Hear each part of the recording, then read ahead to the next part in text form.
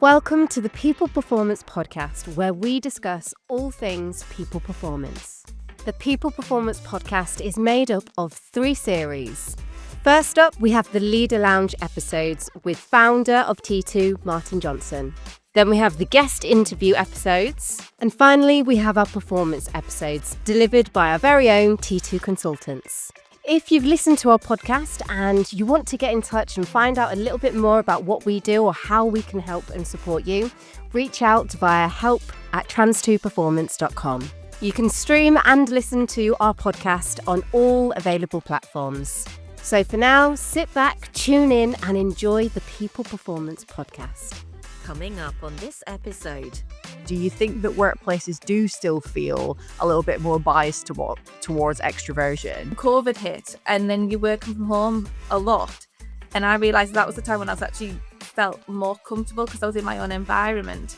Lots of the stuff that we've read is around 40 to 50% of people are introverts, or there's some variation of that. And I think there's a lot to be said about that.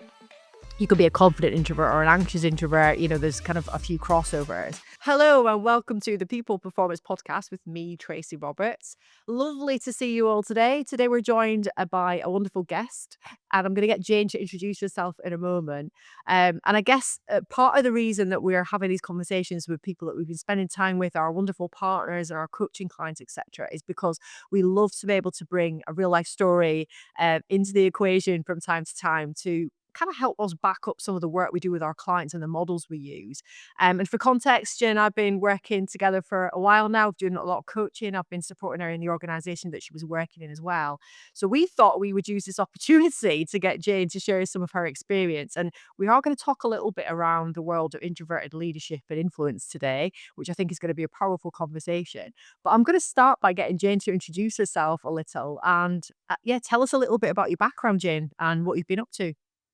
Yes, and thanks, Tracy, for having me on the podcast. So, so a little bit about me. So I've, gone quite early back. So I've always been quite academically strong, and kind of what I get told at school is I was good at listening. I was conscientious, hardworking, but quiet, reserved, shy. Should maybe speak up a bit more. And that's kind of part of this conversation. But I was always good at maths. I was really interested in business, and so where that led me to is I wanted to become an accountant. So I went to uni, did accounting and finance at uni, and was very keen on doing a placement year to get that kind of work experience. And so I was lucky enough to get a job at KPMG. So I started my graduate training program whilst at university. And so then I finished university and had a job lined up already. So I completed my training program at KPMG, became a qualified accountant. And with that, I was in the world of audit. So you went out to client sites, you was speaking to quite senior people, had to push yourself quite a lot to talk to them. You're in a room with like a team of people, so quite an interesting environment. But then after that, I decided, let's go out into industry. And so I went out into industry, and I've been in an organisation for 10 years now. And within that time, I started off as an individual contributor, worked my way up to getting a little team, all the way up to kind of getting a much larger team, so leading a team of about 40 people within there. And then from that, I did a little stint at the CFO role for 9 months and joined the senior leadership team, which is where I worked a lot more with Tracy and the T2 team within that. And so kind of it's been quite a journey within those 10 years. And outside of work, I recently joined a homeless charity's board of trustees. That's been like an amazing experience as well. And I guess over the last few years I've been quite interested in the personal development space, and so one of the books that I did read is Quiet by Susan Cain, which is all about being an introvert, and that was just quite enlightening to me and just opened my eyes and made things just feel like I understood myself a bit more within that. And from that, I was actually quite keen to do something at work, because there was a bit of a chapter about the workplace and how that's more suited particularly to extroverts. So I spoke to the chief people officer at the company I worked at, and we ended up doing an introverts panel with another one of the senior leadership team members to just talk about what it's like to be an introvert. And I genuinely didn't think many people would turn up to our panel discussion. And I remember the chief people officer being like, "Oh, we've got about 100 people that have accepted this this invite, and I was like, oh no, I didn't expect that many people. The And I think at one irony. point, I know at one point, I think it's like 150 people on this call, which was just amazing that so many people were Wow. engaged in the topic. And so that's kind of partly how we're having this conversation as well. 'Cause I think I told you about doing that as well. And it is a bit of a weird Yeah. thing for an introvert to be like, yeah, let's talk about being an introvert. But Let yeah, me put myself in a position with hundreds of people listening to me. yes, And I think yeah, that's testament to the work you've done on yourself, Jade, to be honest with you. I think that's one of the sort of aims that we had when we started to do some work together was how can you use this power that you have in a slightly different way? Because I think one of the questions I always ask is, do you think that workplaces do still feel a little bit more biased towards extroversion? And I guess the conversations that we had where we kind of felt like probably in most situations it feels like that. And has that definitely been an experience that you've, over the years probably had more insight into?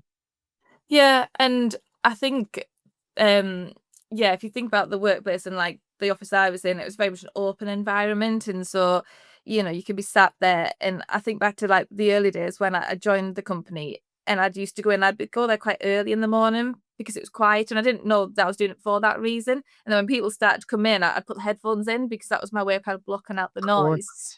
And then, I've tended to stay later because I knew that I'd get more done in that time. That middle bit felt like the kind of dead period for me. And then COVID hit, and then you're working from home a lot. And I realized that was the time when I was actually felt more comfortable because I was in my own environment. Um, and then coming back to the office post COVID, yeah, I felt it a lot. I The bet, days yeah. being in the office for someone that's introverted, there was just so much stimulation within there. Mm. Then you do see this balance of do you need to be in the office, not to be in the office? And I think some of it comes down to your introverted, extroverted nature and how you actually feel you are more productive. And I do see benefits of being in the office and being at home as well. So that for me is, and it's that open office environment. And if you're lucky enough to have one of the offices, you actually get to shut that out. But if you're out in the open, you're And I there think that's experiencing it that's a all. That's a common conversation that because it does lead us to kind of then think about what leadership challenges you face then because I Yeah. guess by nature of any influence or leadership that you have, you are somewhat forced into the situations we're talking about now where there's a lot of hustle and bustle quite often. It feels like there's a revolving door around your desk constantly. I'm definitely someone who can relate to that a lot. And I like the energy of the revolving door, but as an anxious extrovert, I kind of meet you somewhere in the middle because I still need to compartmentalize to do my deep work. And I can do it, but I almost feel rude by removing myself and I have to explain myself to everyone and say, I'm just leaving because I need to concentrate. And it's almost like you're kind of the other way around where you think, okay, I can do the deep work, but I have to focus on my energy when I'm in this influencing situation. And which I guess can be positive because if you get the balance right, as you say, then you're able to give your best self to those situations, particularly when you know it's not your natural environment, I guess. But interestingly enough, lots of the stuff that we've read is around 40 to 50% of people are introverts, or there's some variation of that. And I think there's a lot to be said about that. You could be a confident introvert or an anxious introvert. There's kind of a few crossovers. And one of the things that lots of research has thrown up recently is actually introverted leaders can actually be really, really effective at managing proactive teams because they tend to be good at listening and empowering others rather than dominate. And I think one of the things that I would say in working with you and working with a lot of other introverted coaching clients that I've spoke to is I definitely feel that if they can master it well, then they can use this power, if you like. We've done a conversation on this before, the power of introversion. And I think some of the things that your teachers pointed out to you early on have actually been your superpowers. Would you say? So the listening part Yeah. and all the Yeah, things. definitely. Yeah. Yeah, and You have to so I plug was your just gonna EQ in say, a lot, don't you? yeah, yeah, and I was gonna say that some of the things that kind of said at the start about being kind of reserved, quiet, shy. Actually, I always viewed them for a long time as actually a negative thing, but I think more recently I've kind of seen that was actually it's kind of fine, and actually that listening piece should have maybe been highlighted more as the kind of the Mhm. superpower, and it was always just like, well, you're good at that, So yeah. Mm.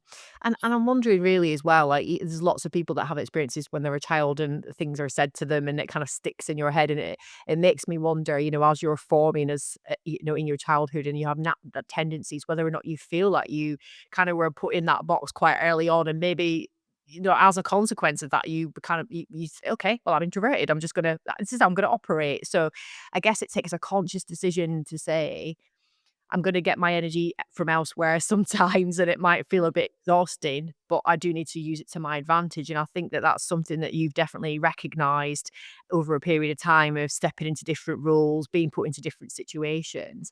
And I guess really for me, what do you think the key misconceptions that people have about that kind of introverted leadership or influence that you've came across? Do you think it is that assumption that you're disengaged or you're not paying attention because it could be too far from the truth, right, for you, further away from the truth, sorry.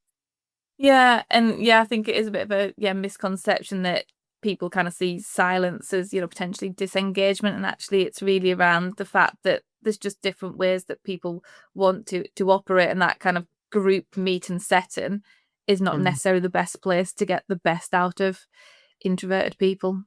Yeah, and I guess maybe now that you're kind of reflecting on it, and I know you've been doing a lot of work. Can you think of like times, maybe either a specific time or maybe just generically things that you've came across that actually you can honestly now confidently sit there and realize that your quieter style actually turned out to be your biggest strength?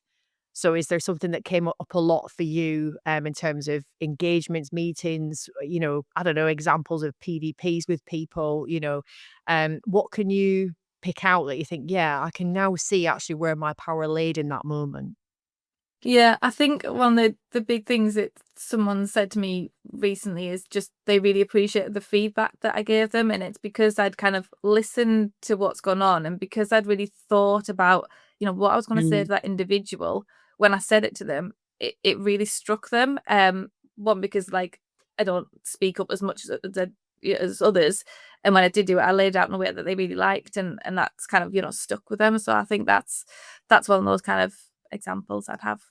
That's a really good example because we talk about, speaker thinkers, thinker speakers. And I think I kind of straddle that a little bit because I'm a deep thinker. But I often think that, people think those who talk first or that kind of give their immediate input to something, they'll probably rank them as quite decisive and put them in that box as think, great, they're going to take action straight away.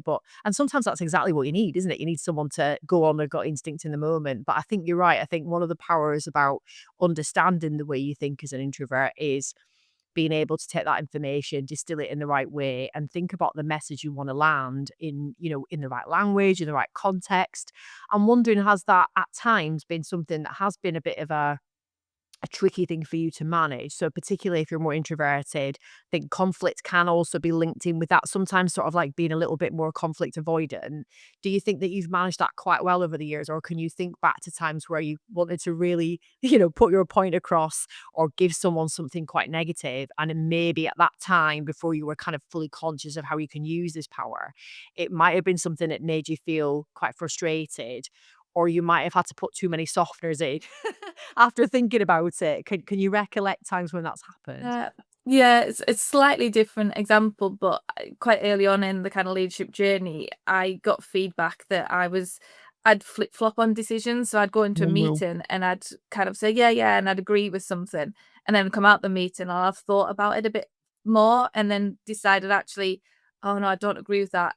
And I've gone and done something different. Another part of that is I didn't communicate with the person I was going to do something different. But Yeah. it's recognizing now that actually I need a bit more time sometimes to make the decision, um, and kind of use that to either say, do I have time, a bit more time to kind of make a decision? Do you need a decision now? Because I just Yeah. need a little bit more time to think about it. And so yeah, so that's probably been one of the bigger things for me on this is around that reflective style that I need first. I think that makes a lot of sense, and I think in a lot of situations, we do assume that it will be seen as we're more confident because we can, be really decisive. But I think there's an absolute power in the fact that you can pause, and as long as people understand the way that your brain works, and that you need that moment sometimes just to kind of take that in. I think that's really important. I think one of the other things I often discuss with people is giving people a bit of early insight so they don't think that you're disengaged or that you need a week. You sometimes just need a couple of moments, a night's sleep, whatever that might look like, depending on the decision.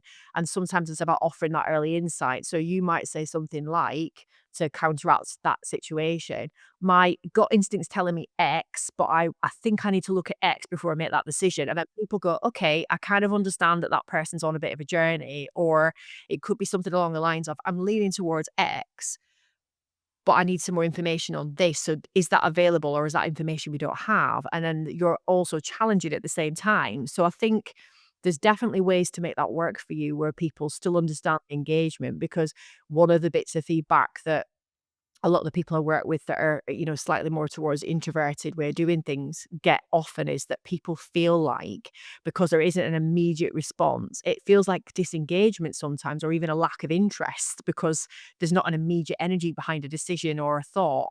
And actually, how I've described that to them is actually, if you do give them that little early kind of insight as to where you're heading with an idea, it gives them that feel that there's confidence that actually it's not that you're not interested, it's that you just need to process it in a different way. And there's an absolute power, by the way, to having someone who will apply the pause for a team, right? Because I appreciate that in this team. I think we're all wired very, very differently. And I appreciate that I get slowed down sometimes, very frustratingly, by the people in the organization who are kind of more towards the way that you process the world in terms of, okay, let's just press pause for a second. We're not pressing stop, we're pressing pause. Let's ask a few questions. And I guess because the way your brain works is to go around and be curious, that's a power. So I guess applying that curiosity in the right way and almost becoming extroverted with your questions is an indication that you're kind of going through that process, isn't it? And I think that that's really, really important to remember, is that introverts, might approach risk-taking kind of elements with a little bit more cautiousness. And innovation can obviously be a little bit of a trigger as well, because we want to go away and just make sure that we're thinking through the details. So one of the questions I had was, when you have been kind of forced into a situation, or I'm talking generically a project, whatever that might be, and you're having to speed that process up, what kind of advice have you got for people who, like you, would prefer that pause, but don't often get it? Yeah, I think it's about, sometimes goes back to that piece around, what kind of, can you control within these situations as well? So thinking about, okay, we need to go fast, but is there anything that I can, potentially slow down, and what bits do we Uh, absolutely need to get done, to kind of then think, okay, we need to make a decision on this, but this other bit I can think about a little bit more, so we can kind of keep things going. And I do have quite a drive attitude within me, so I do like to keep things moving within there. So it's that piece. And in the past, there's been stuff where we've had deadlines, and I've been like, well, it's really gone back to say, do we absolutely need to have this done right now? Because I would like to think it through a Like, little bit more. yeah, Um, and think about, is this like a long term thing, or is this a short term kind of fix thing? So if it's a longer term thing, and then actually want to put the time in so you get it right and be more efficient longer term. I think that's a really good way to do it, because I think we often look at a big picture and think, right, we have to slow the whole thing down. And that's where you're going to get that immediate kind of, from someone who operates completely the opposite way to you, that frustration and those triggering moments. And actually, what you realize there is there's a way to sort of get that balance between you feeling good about what you're doing, but also giving people an element of what they require. And I think what you're really articulating there is that sometimes it's perceived in real deadlines, and sometimes actually asking that question, what is a real deadline and what is perceived, and actually what is longer term, I think sometimes is the right thing. It's the right thing to question, because that curiosity will drive actually higher engagement in the people you're working with. Because even though they don't want to admit it, sometimes people like me who are doers go, oh, yeah, I don't know that. Or actually, do we need to go that quick? So I think it's a real power to be able to take those sections and work on the bits that you think are most important. So definitely something that is really practical for people to think about there. And I think this kind of leads into things like tools and things that you've kind of used over your period of time in terms of practical impact, in terms of what you can do to. So I think One thing that I often get asked questions about is people who are more introverted stepping into situations they know are going to drain their energy. So going back to your example from earlier around, I just want to put my headphones on so I can concentrate. It's things like when you're in a meeting and there's a lot of information being pulled, and a lot of it is, what are we actually trying to land on, and what do you want me to do? Big presentations, in front of lots of people, which we know you've grown to actually really enjoy now, but actually at times that can be really, really draining. Sometimes making decisions, when you've got someone who or a group think going on where the loudest people in the room tend to make the decisions. And then maybe even high stakes conversations where when you step in there, potentially it's about thinking very quickly in the moment to make sure you've got that in, if you like. So I guess maybe thinking about those things, let's take something as simple as a meeting. Those environments can be very hectic, particularly in big organizations. Have you ever found yourself being talked over a bit and at times or not been given an opportunity to speak? And is there anything that you learned about that situation, how you can manage it differently? Yeah, I think, yeah, my natural style is, particularly if it's a bigger meeting, is I do just tend to sit back and just observe.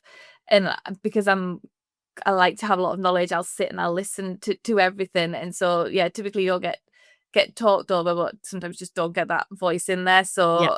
So, for me, it's really thinking about, when I'm in before I go to that meeting, what is the purpose of the meeting? What is my purpose within that meeting? And, where possible, getting that pre-information so that I've got my kind of already an idea of what I'd like to kind of pitch as my idea or my kind of thoughts, which may change throughout the meeting, as I've kind of heard more stuff, so that yeah, at some point I can just kind of put my put my hand up, get my point in there.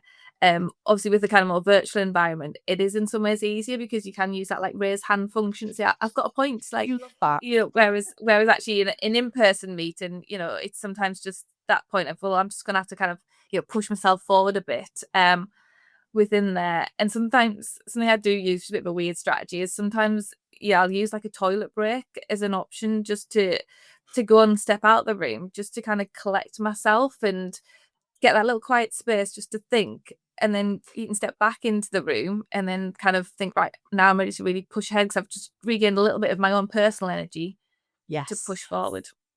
I think that's all really useful, and I think people do find their own ways of offering up themselves in different ways in these situations. Because I love what you said there about sometimes for you it's more around the having a bit of pre-thought behind things, and we often talk about this with people, and we're going to get to this in a minute, like how can you support team members who might be a little bit like you or they're coming up the leadership ladder. Because I think there is a little bit of a connection between, feeling like an expert in something and needing the knowledge to feel confident having a conversation. That doesn't necessarily mean that you're always introverted. Sometimes it's just that's just the way you're made up. You just might want to know information before you offer yourself into the room. So I think that's actually a good little talking point there around when you're stepping into a meeting, what's the purpose of the meeting? What value can you add? And I always talk to people about sort of like that value response that you can create within your system that gives you confidence. So when you're stepping in there, it's less about just the subject matter expertise, et cetera, et cetera. It's how you can help guide that conversation in the right way through a number of different things. So do I have expertise? Do I have passion? Do I have experience? And all those things. So I think it's really good advice there around maybe that knowledge seeking part before we step into some meetings where possible. What direction are we likely to go in? What are the things you want to consider? And what one thing that I always get back from people I'm working with as well is around the tools they bring with them sometimes that help them. So as an example, if they have, I don't know, a lot of data on something, or they've created a presentation, or they've just been out with a client, then because they know that's coming, part of their introversion is helped by the fact they have something to show or share. So I don't know if you've ever kind of felt like that's helped you, but for other people, it's around okay, let me show you this. And then because it's quite visual or it's quite impactful, it helps you then have the confidence to talk about it. Do you find that particularly in finance, they want to listen if there's a fact there? Yeah, definitely. And it definitely, yeah, helps if you feel like you've got like a little kind of at least a little slot in the meeting, just to kind of feel like you've got a voice, and that's your kind of opportunity to share and kind of open up and maybe just feel a bit more comfortable talking in that environment as well. So yeah. Yeah, it feels like a little bit of a prop, doesn't it? Like Yeah. something like that. And I guess with that said as well, that's when you do have SME experience in something and you want to um uh I don't know, share your thoughts. But I guess one of the things that we spoke about before is just those little moments, because you're thinking so much in that meeting. That's not necessarily a bad thing because you're spotting things going on. So you're hearing the unspoken stuff in that meeting sometimes as well. You'll see the shift in body language from people. You'll see the side conversation. You'll think of the thing we haven't thought about. And it's more around how you wrap some, I don't know, some intelligence around that later, isn't it? Do you throw a grenade in the room at the end by saying, I really love that we've answered this, but what we didn't answer was this. Or I'm interested in your take on this because when we were talking about X, we didn't mention that. And then that's when people go, oh, no, we've been too busy talking to even think about that. And sometimes what I've found really useful for someone who's taken all that in is they don't often need to do that big section in the meeting. They just need to be the person that asked the great question. And it kind of is like throwing that grenade in the middle of the room and everyone going, oh, wow, okay, there's a whole load of stuff to discover here. And I think that's part of the power of the fact that you're listening so much. And I'm guessing there's probably been moments when you've noticed a shift in people or the dynamics that you've maybe left that room and you've done the right thing and gone and had that conversation separately with someone. Do you find that quite easy? If you've left a room and there's maybe something that you've picked up or a question you have that feels more natural to you, as an example.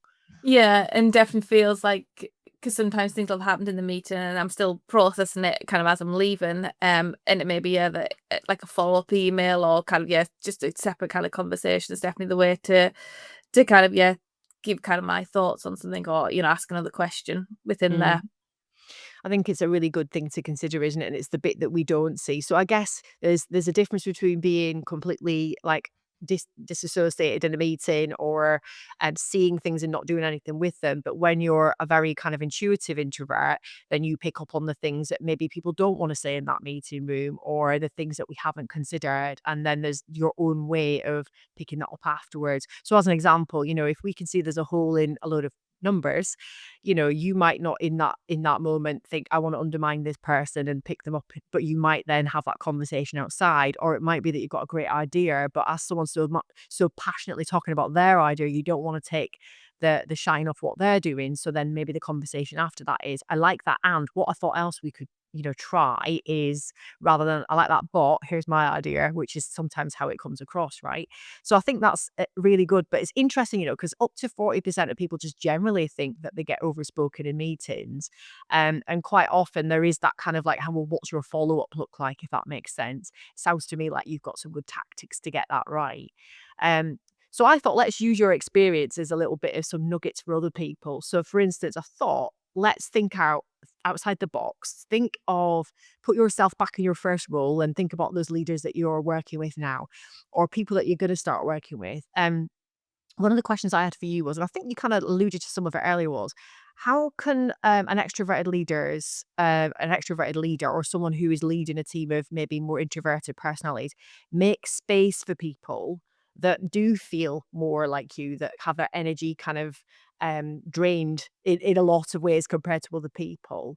And are there any telltale signs for you, as an example, when you're as an introverted person more disengaged, that maybe you'd be able to see that in someone, but someone who's more extroverted wouldn't?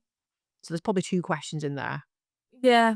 Yeah, so I guess on the first bit of, helping someone that you can see is an introvert, I think it's really about giving them the opportunity to think things through beforehand, and maybe like using a one-to-one just to say, we're going to start doing this. Can you have a think about it beforehand? And sometimes I've been speaking to people like, oh, can I have a little bit of time to think about this? Yeah, that's fine.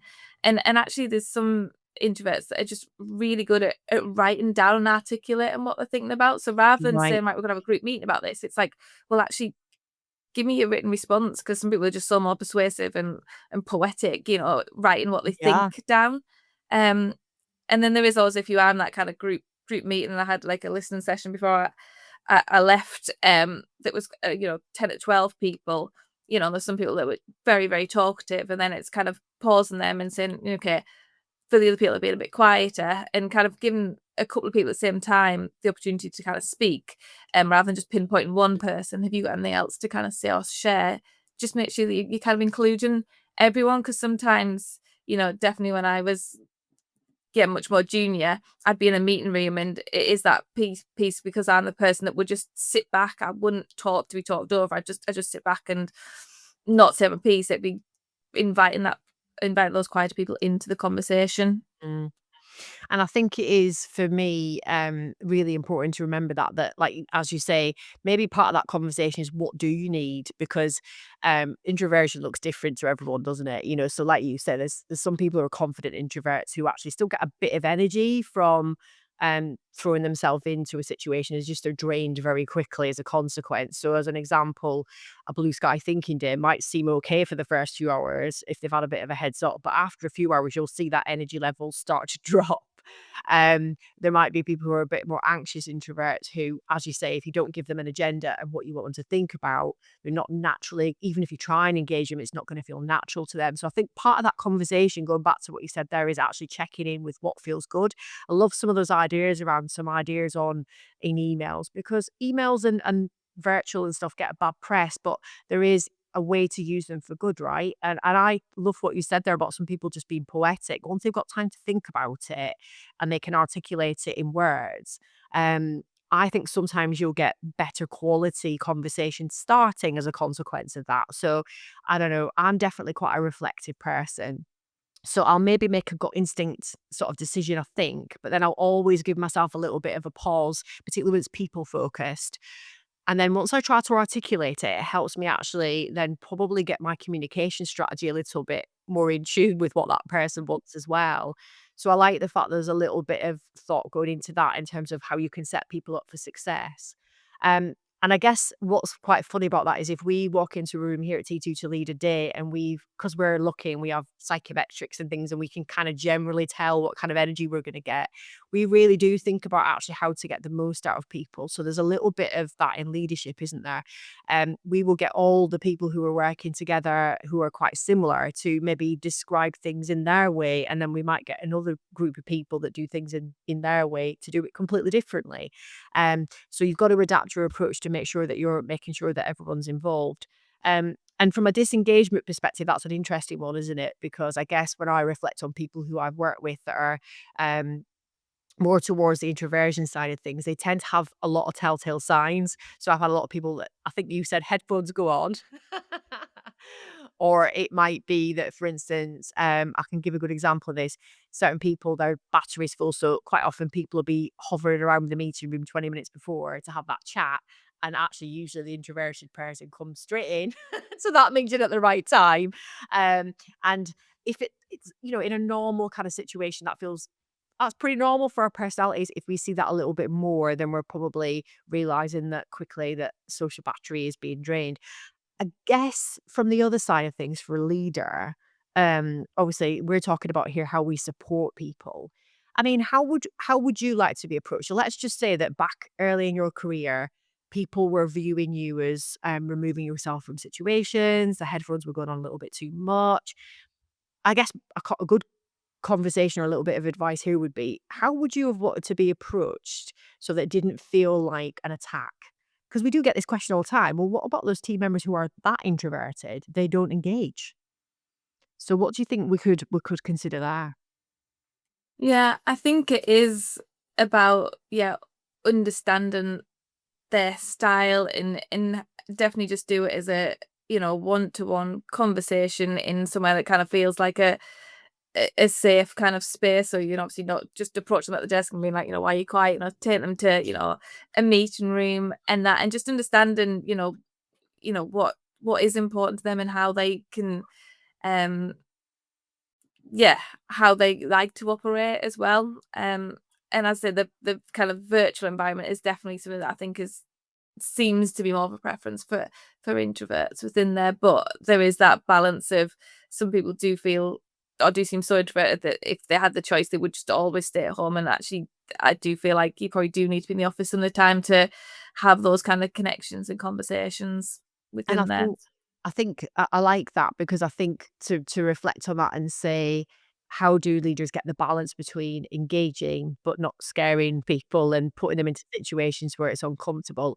I think another thing that I always reflect on is the value of that person. So doesn't have to look the same to everyone. So, if you turn up at the office and, you've got a whole lot of people who love that environment because they're having a coffee and having the what's the word I'm looking for, organic conversations, and that's quite important to fill their battery. They actually come to the office for that. And the introverted mind doesn't necessarily thrive off that, but the interactions they do have are quality ones. Then that feels very different, doesn't it? So you're right, it's about getting that balance between drawing enough out, but not necessarily making people feel uncomfortable and putting them into situations where they feel completely out of control. There is a balance, right, about pushing yourself out of your comfort zone either way sometimes. So, like for you, it's stepping onto a webinar with 100 odd people on. For me, it's more along the lines of actually sit on your hands a little from time to time and just listen. And actually, that feels just as uncomfortable for me as it does for someone like you. So, one of the things that I was reading about was psychological safety, and how there's even more of a link with that with introversion, because generally, I think it was Google's Project Aristotle that psychological safety is the number one factor in high performing teams. So making spaces for quieter voices is important for this reason, isn't it? So I guess part of that is it's going to be doubled down on in terms of introversion if your psychological safety isn't high. Part of the way to get that psychological safety high is, like you said, is to have those conversations. So I think that's maybe something to think about. And what we don't want as well is, one of the big observations I've always had in high performing teams is quite often the person who's not talking first has the answer. And because we don't step in and ask a question, or maybe when we're someone who are more extroverted and fast to think and move, we're not necessarily taking in the shifts in language, tone, body language, whatever it might be, that give us the tell that someone wants to talk. And I'm learning a lot about that as I'm learning about cultural sort of stuff now. We're doing a lot of work on culture mapping, how some countries, it's the unspoken words that are the words. And I think that we can probably learn a bit from that. I think in Erin Meyer's book, she talks a little bit about her experience of going to China and doing talks and then asking at the end, does anyone have any questions? And everyone's head's going straight down. And she learned from the person that she's working with there that she needs to stop, pause, make eye contact. And when she sees someone's eyes brightening, and she had to figure out what that meant, then that was the introduction into, I really want to interact with you.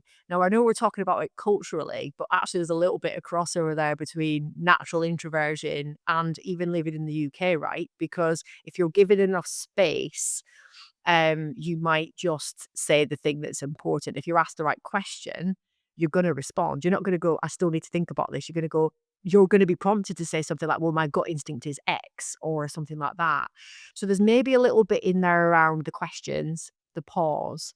Um, and I don't know about you, but there's a lot of terminal overlap when it comes to the UK and how we speak. We're always, as someone else is talking, we're thinking about what we're going to add because we want to add value all the time. And I think applying a pause to conversations in meetings can sometimes indicate to you, I can talk now. And I feel safe to do that. And maybe that's a consideration leaders might have, is just pausing sometimes might just open up that space. So thinking about that, let's think about challenging scenarios. So we've already spoke about maybe discomfort in giving feedback. That's one thing. But then we're talking about networking, conferencing, meetings, massive webinars that you've just gone on. This can be quite a big thing as you're kind of, I guess, increasing your influence and stuff in a leadership role. So networking, as an example, is often described as exhausting for introverts. So have you got a strategy that you kind of realize over a period of time that will help you make it more manageable? And I said manageable because enjoyable it never will be. But Yeah. what have you learned about yourself in those situations? Yeah, I guess, there's a couple of things, some that I've already touched on, but I think it is around that kind of energy piece, and knowing that you're gonna go into a big room, it's probably gonna drain your energy, so it's really thinking about, and, even at work, if you're thinking about, okay, I've got a big week coming up, there's a big kind of, leadership summit or something. It's okay, well, all the times around that, I need to be thinking about how I can, create those boundaries so that ultimately I've got that space to kind of regain my energy between everything, so I can show up how I want to show up in those events. And back to the kind of the toilet piece. Sometimes if I walk into a networking room, I walk in and I'm instantly like on like high sensitivity and alert. So actually thinking, oh well, I'll just nip to the toilet now just to kind of reset. I've seen the Yeah. room. I know what it looks like now. I'll just go take a quick breather and then I can go back in within there. And it's about just thinking, well, I'll just go talk to a couple of people rather than thinking I've got to go speak to everyone here kind of thing. So they're a couple of things that kind of help me. That makes a lot of sense because I think, networking, even the word makes people shudder. And do you know what's funny about that is even as someone who is generally quite extroverted and I love chatting to people, I still find that quite overwhelming because I think your brain naturally soaks in this sea of people and thinks, right, I must talk to as many people as possible. But I think the thing about networking is, yes, some of it is, managing the small talk that turns into the big talk, which is good. But some of it actually is about targeting the right people, isn't it? So I think you're right. I think there's a little bit of power in walking in, resetting your situation, and maybe setting your stall out in terms of who you would like to focus on having impact on that day. And then the natural conversations that come up. It's thinking about one or two things that you might have in your locker in terms of a great question, because you don't need to be the most exciting person in that room. You just need to ask a really compelling question and show curiosity. And I think that's one of the things I get a lot of people that I work with on introversion, particularly when it comes to this space, is they'll say things like, when I'm networking, I don't feel like I'm very interesting because I'm actually there to soak in what I can get from other people. I don't find it natural to sort of start that small talk situation at the coffee stop or whatever it is. And quite a lot of the time, I think, is get a bank of things that you think are quite important questions to ask, because then you'll find that when you rip the band-aid off, the extrovert that you're chatting to wants to tell you everything anyway. And then you naturally find those innings because you're listening to what that person's saying. So I think there's some real magic in that about taking that breather from time to time. And I was going to ask how you recharge, but that makes perfect sense to me. Taking that kind of little circuit break and then walking back in and doing it in chunks feels far more manageable than walking around a room and I must talk to 30 people today to have impact. In a networking session, let's be honest, you probably really have only a handful of very, very good quality conversations because most of the time there's a lot of small talk going on. And I guess for me, that's probably the piece that people struggle with the most is that small talk part. And the advice I always give people is just think of a couple of key things that you think to you are quite interesting about, I don't know, something that you've achieved or something that you're working on, or maybe even something in your personal life. That can be a little bit left field sometimes about, I don't know, crazy hobby you've got or something like that. You'd be so surprised at how easy it is to slip into that conversation. Um, so I think it's good to be able to think about those, how you recharge your battery. I guess for me, I always reflect on as an anxious extrovert that I quite often do a full day of full energy, and then I get in my car and I'm driving an hour or two home. And I often say this. I know from the type of music I put on, do I drive in silence, what it might be, how low my battery is. Do you find it quite easy to get out of work mode and recharge, or do you find that it's just as difficult at home sometimes because it's hectic? Life is a little bit crazy sometimes. Yeah, definitely can kind of feel it. It sometimes can take a while to recharge, and sometimes I can go home and my husband will start talking to me and I'm like, I'm not listening because I'm just in kind of like just still need time to recharge within there kind of thing. So yeah, it definitely sometimes just need just need some quiet time. So it's maybe about how you indicate that to others as well. And that's something I always reflect on is that even I can have that moment where, I really want to listen and engage with that person who means a lot to me. But I'm still kind of in that phase of just, I can feel the battery's empty and I'm kind of trying to fill it back up again. So I think there's maybe something to be said in how you communicate that with other people. Cause I guess it's similar at work, isn't it? You can have great colleagues and you really want to engage, but you've just had the toughest day. You've had back to back meetings all morning, and then someone approaches you with a blue sky thinking idea or They want to have a whinge at you about something, which, we all have to do. We all have to have someone we trust. And if our batteries are empty, we find it quite difficult to be open to that. So naturally your curiosity switches off for a while, etc. So maybe there's something to be said there in how you indicate that to the other person. When it comes to other halves and things, I think we tend to be quite good at that now. We go, can I just have a minute? Or I'll be back with you in an hour. Just let me go walk the dog, whatever it might be. But at work, sometimes if we're completely overwhelmed, it can seem like we're disengaging. So maybe it is that encouraging that dialogue naturally, like you would with your friends, your family, where you say, can I just have half an hour to just bring myself back together and I will be back with you. Because even that shows the other person that you care enough to be honest about that situation, right? So probably something to think about there. I guess, we're kind of coming to the end of the conversation for today. So I was thinking about maybe some practical advice and takeaways that we could think about. So things like, if you are, how do you kind of get the balance, or how would you recommend someone gets the balance about being really authentic? So obviously living into your values, and part of that is that shielded mentality that you need sometimes just to kind of, be the person you are, and stretching yourself outside your comfort zone. How have you managed to get that balance? Because you had to stretch, right? Several times. We've spoken about this in a lot of detail. You literally stretch yourself constantly, but you've had to do it in a way that doesn't feel, I don't like to use the word discomfort, because discomfort is actually good, isn't it? But what feels safe to you? So is there anything that you can share with our viewers, listeners, that has worked for you, that they need to consider?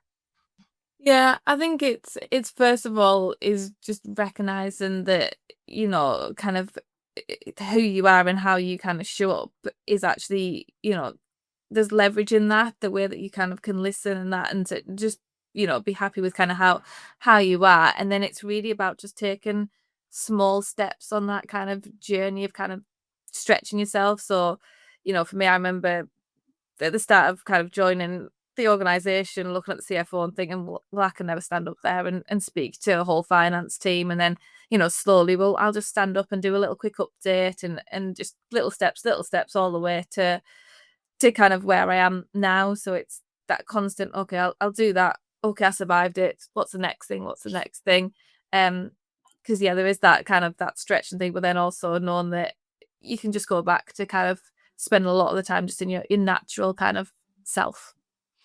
Yeah, I think that's a really good way to do it. So you don't feel like, if you're doing small iterations all the time, you don't feel like you're being inauthentic, but you're still able to. And I love what you said, that I survived that.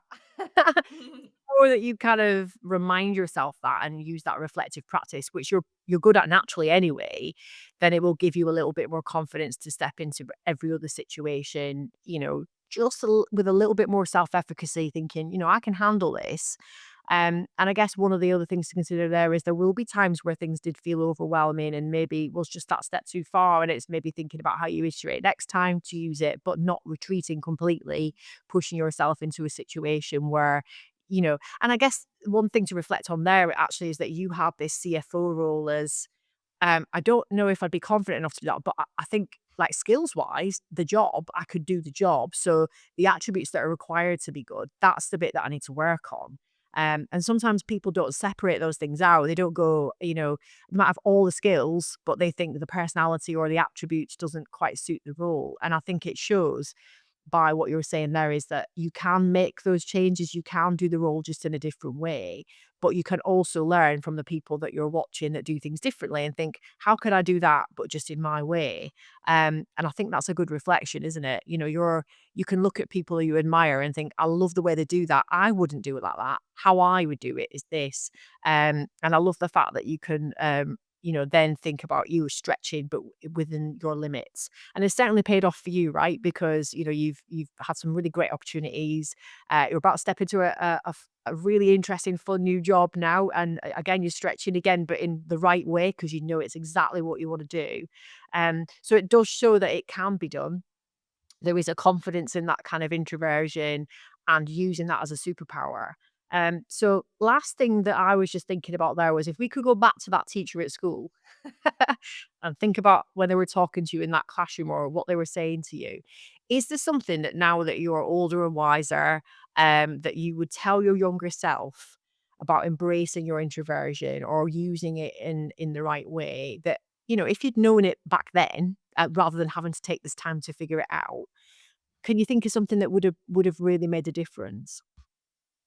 Yeah, I think, and it probably comes back to kind of what I've said, like around the fact that you don't have to be the loudest and most talkative person to be a successful leader. So I think like early on in my career and like young years, like I felt I wouldn't actually make it to being a leader. I kind of, as I saw the people above me that were the CFO, and just thought, well, I can't do the public speaking. I can't do that part of me. I don't speak up enough, and I won't be able to have that impact. And that's probably a bit demoralizing in some ways, but I just, I have just kind of chipped away and thought, right, what can I do within there, and kind of, got to where I've got to be. So I think, yeah, I'd be telling my younger self that, you're introverted, your quiet nature is actually your strength and it's not a limitation. Mm, I love that, and I think that there's a lot to be taken from that around how it can show up differently in different people, and just finding that sweet spot for you, right? And I think for a lot of people, it is about that, and the limiting kind of self beliefs that we can create through the narrative of you're this person, whether it's introversion, whatever it might look like, can have a lasting effect on people. And there maybe was a bit of an element of that early on for you of, well, I don't think I'm ever going to be able to do that. But what you've been able to do is challenge it internally and say, rather than saying, I'll never do that, you've gone, I won't do it like that, but what I can do is do it like this. And I think there's a testament to your approach to things and your self-development and everything all the energy that you've put into making sure that you can manage that in the right way. So thank you so much for sharing your story with us today. We're wishing you all the best of luck in your new role. We're excited to hear all about it. And we look forward to hearing more about how things work out in your next role. So thank you for joining us on the People Performance podcast today. And for our listeners, we'll see you again soon. The People Performance Podcast, brought to you by T2.